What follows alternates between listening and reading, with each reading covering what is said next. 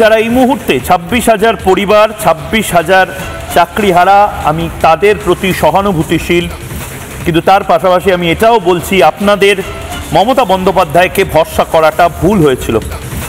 আমি দেখছিলাম মমতা বন্দ্যোপাধ্যায়ের ডাকে আপনারা অনেকেই নেতাজি ইন্ডোর স্টেডিয়ামে গেছিলেন, তারপরেই আপনাদের মধ্যে অনেককে কি বেধড়ক মারধর করলো কলকাতা পুলিশ, আপনাদের মধ্যে অনেককে মিথ্যে মামলায় জেলে পাঠানোর তোড়জোড় শুরু হয়েছিল, আপনাদের বিরুদ্ধে মিথ্যে মামলা দিয়েছিল। আমি সেই 26,000 পরিবার, 26,000 ছেলে মেয়ে, তাদেরকে পরীক্ষা দিতেই হবে। মমতা বন্দ্যোপাধ্যায় বলেছিলেন না যে পরীক্ষা দেওয়া বাধ্যতামূলক নয়, কিছু ব্যবস্থা করছি ইত্যাদি ইত্যাদি, পরীক্ষা দিতে হবেই।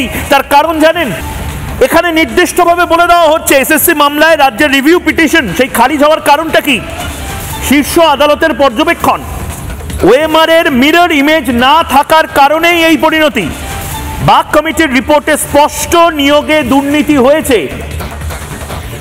26,000 জনকে পথে বসালেন মমতা বন্দ্যোপাধ্যায়। এই মুহূর্তে জবাব চায় বাংলাতে সবচেয়ে বড় ব্রেকিং নিউজ। জবাব চায় বাংলা শুরু করছি এই ব্রেকিং নিউজ দিয়ে। অর্থাৎ 26,000 চাকরি হারা, তারা চাকরি হারাই থাকলো,